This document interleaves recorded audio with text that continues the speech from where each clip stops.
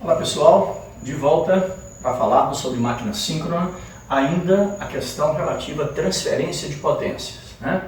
No módulo anterior, trabalhamos a transferência de potência ativa entre uma máquina síncrona e uma máquina síncrona ao lado.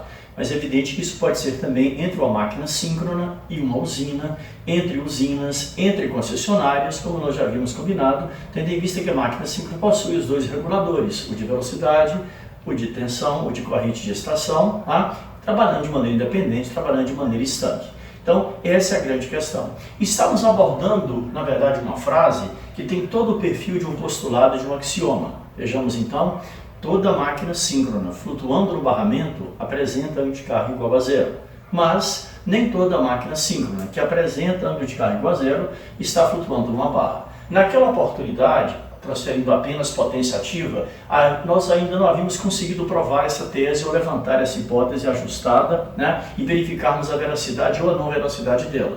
Trabalhamos a potência ativa, constatamos de fato que quando você trabalha com uma grande variação de potência ativa, pode aparecer uma pequena variação na potência reativa quando você mexe no regulador de velocidade, que é o grande elemento para fazer ajuste de potência ativa, né, mas que quando você faz isso de maneira mais efetiva, como por exemplo fizemos, transferimos metade da potência ativa de uma máquina para outra, sobrou algo pequeno, uma pequena variação de potência reativa numa máquina que foi perfeitamente compensado pela variação de reativa também, na mesma quantidade, na máquina ao lado, de maneira que a potência aparente fornecida pela usina não sofreu alteração. Pois muito bem, vamos resgatar aquela condição inicial anteriormente colocada, que temos uma certa usina operando nesse momento, fornecendo à barra uma certa quantidade de potência aparente, ok? Com apenas uma unidade de funcionamento. Então vejamos, uma máquina 1, e como se trata de um sistema que alimenta uma carga real, como nós já comentamos sobre isso,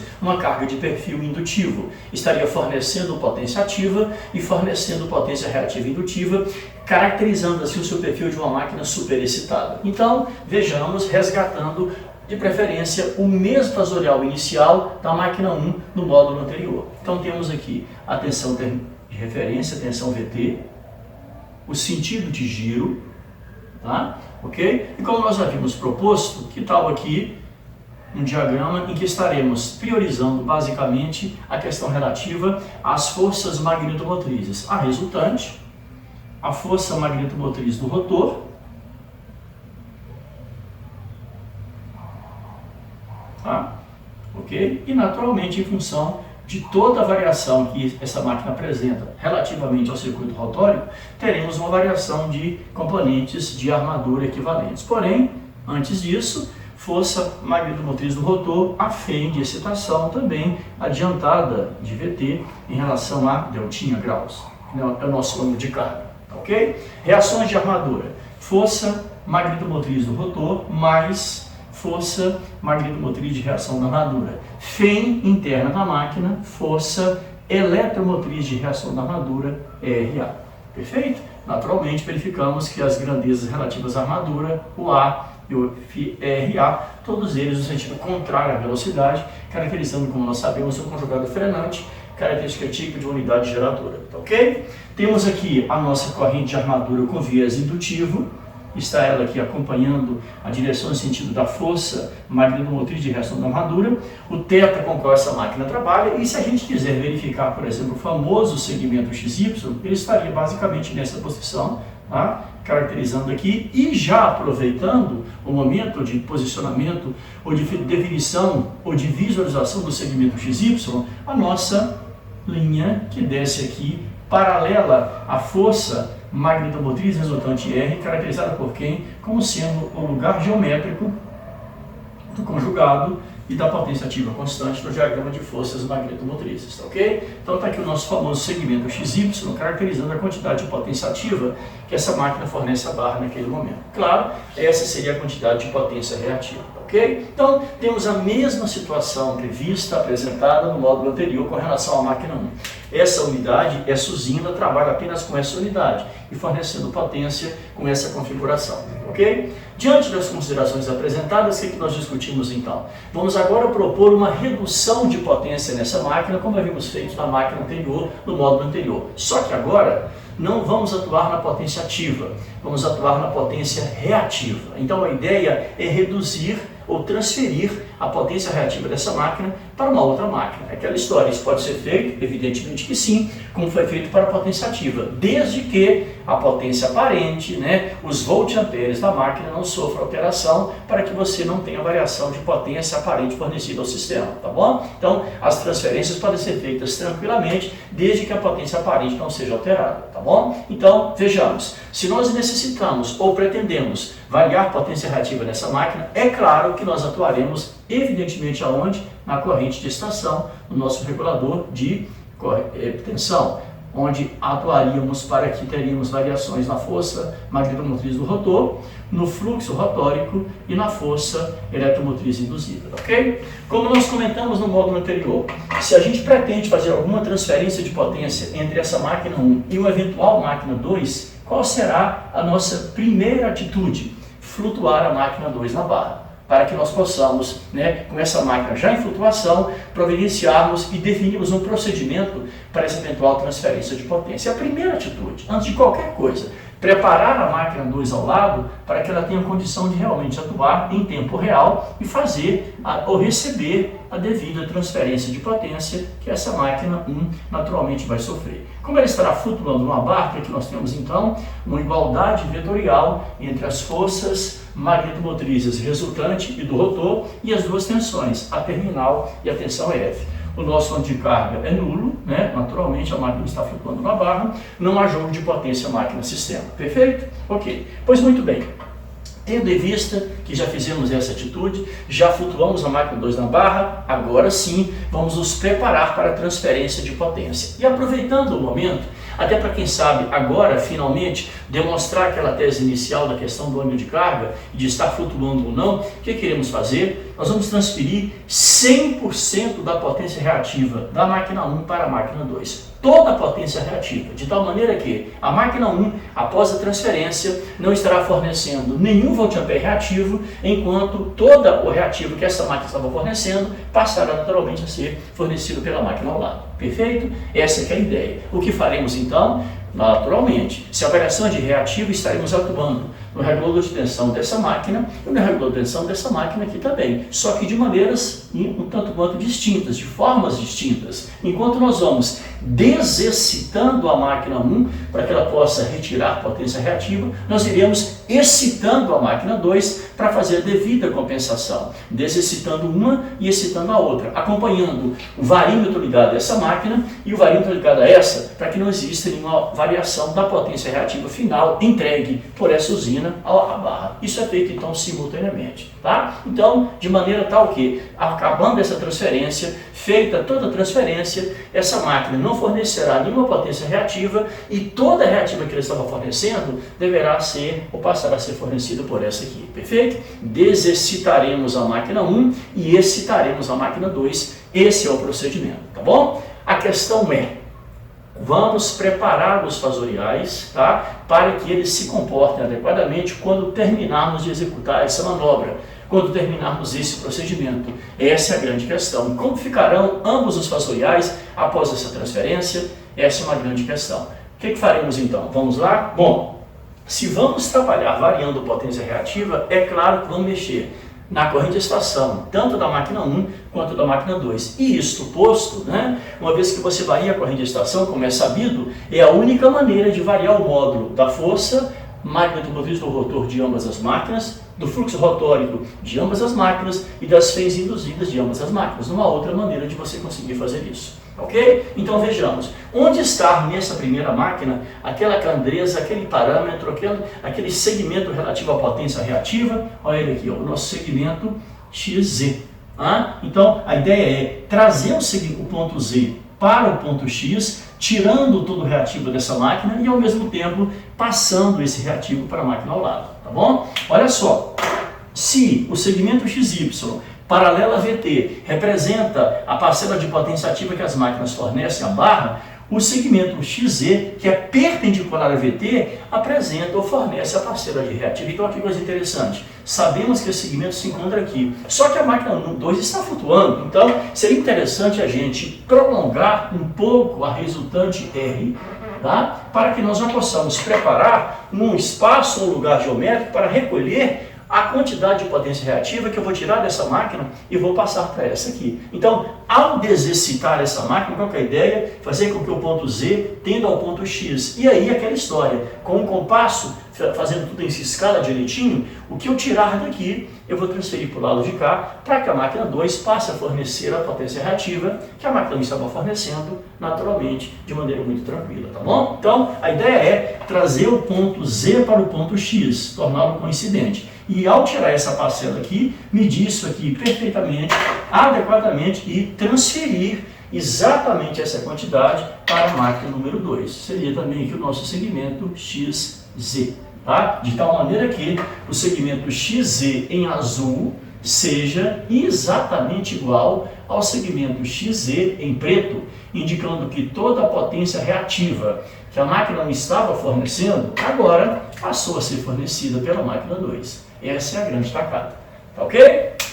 Tá legal? Então, vamos lá. Olha que coisa interessante, tá? Eu vou ter que desexcitar a máquina 1 e vou ter que excitar a máquina 2. Já preparando o vasorial para isso, talvez fosse interessante até, pensando nos desdobramentos e nas eventuais condições de resposta, vamos em frente, desexcitando a máquina 1 e excitando a máquina 2. Então vejamos bem, para onde que vai o vasorial da máquina 1? Ao transportar o ponto Z para o ponto X, significa o quê? Mantida a potência ativa, mantido o torque, porque afinal de contas não estamos mexendo a potência mecânica, então esse é o lugar geométrico da potência ativa e conjugado constante da máquina 1, seria o quê? Ao desexcitar a máquina, traremos o FR para essa nova posição, de tal maneira que transportamos o ponto Z para o lado do ponto X, e olha o que vai acontecer aqui, houve um natural crescimento do ângulo de carga, evidente porque eu sofri na máquina 1 uma certa desexcitação, tá ok? Então observem, ao desexcitar, a mesma coisa pode ser vista aqui. O que representa esse segmento?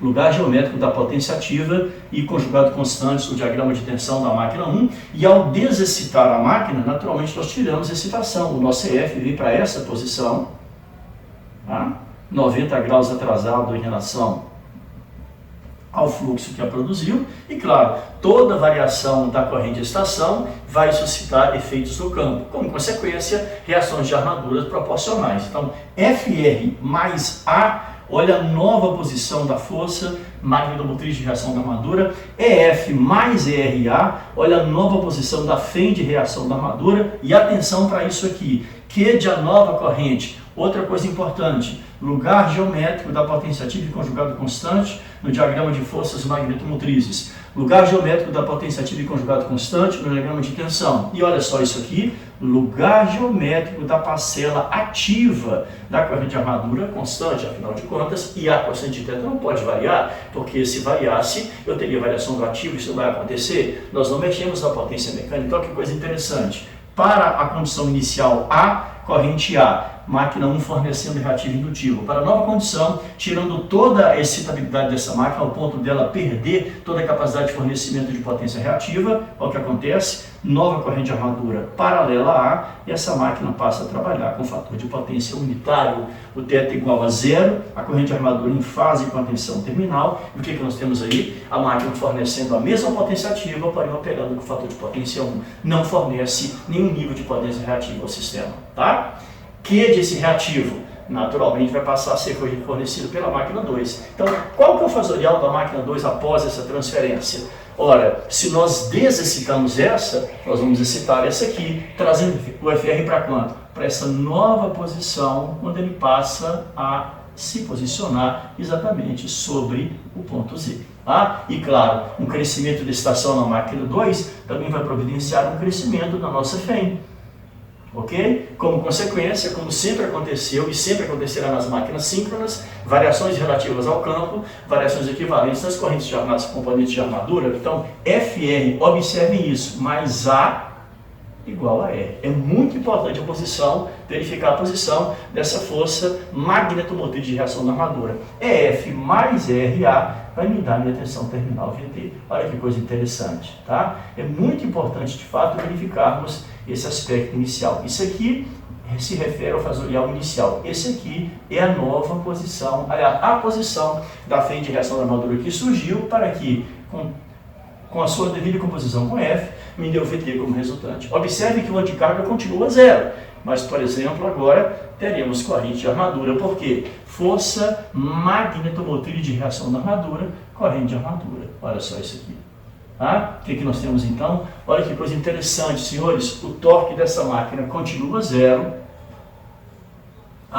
o anticarga dessa máquina continua zero, mas observem, ela apresenta a corrente de armadura, não está mais flutuando na barra, ele está o quê? Fazendo o devido suprimento de potência reativa, em função de quê? Para que o sistema não perceba essa queda de reativo, uma vez que nós desexcitamos a máquina 1 e excitamos a máquina 2. Eu tenho aqui agora um equipamento que opera como se fosse um indutor puro, Perfeito? Olha só.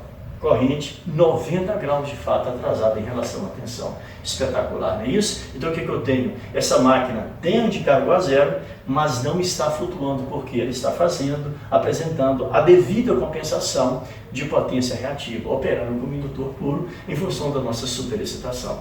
Perfeito? Então olha só, transferência de potência reativa feita com muita tranquilidade, com muito caráter assertivo, atuando adequadamente em ambas as correntes de estação e preparando para aproveitar nessa situação e mostrar, por exemplo, a questão de que toda máquina síncrona flutuando numa barra realmente possui anticargo a zero, mas nem toda máquina síncrona que venha possuir anticargo a zero estará flutuando numa barra. Ali. Ok? Ele está funcionando, por exemplo, como indutor puro.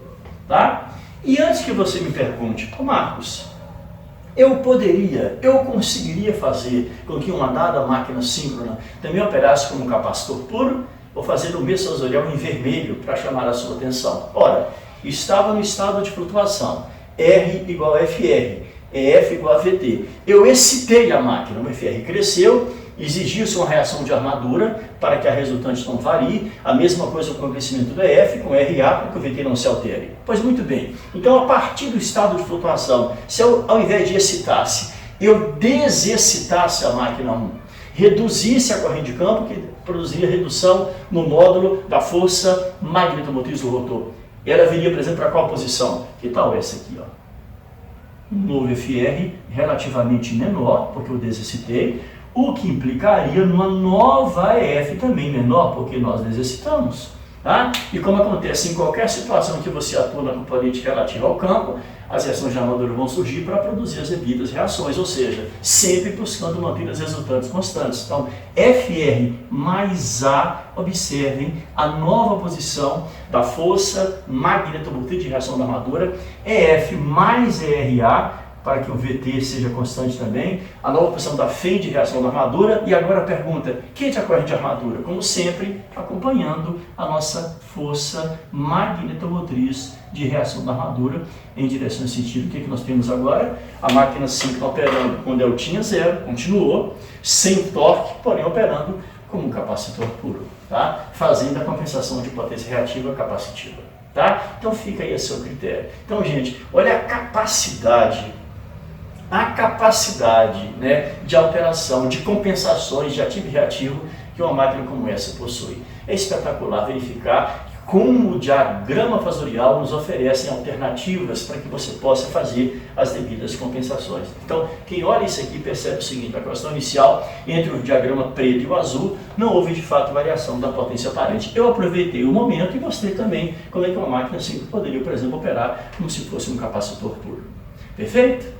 Combinado? Nos nossos próximos encontros, CCA, característica em circuito aberto, e CCC, característica em curto-circuito. Os equivalentes a ensaio vazio, ensaio curto-circuito da máquina síncrona. Para quê? Penso que já está chegando a hora da gente começar a trabalhar no modelamento, no cálculo do circuito equivalente dessa máquina que estamos estudando, alguns módulos até. Ok? Então, no próximo encontro, CCA, característica em circuito aberto. Um grande abraço, até lá, saúde e paz.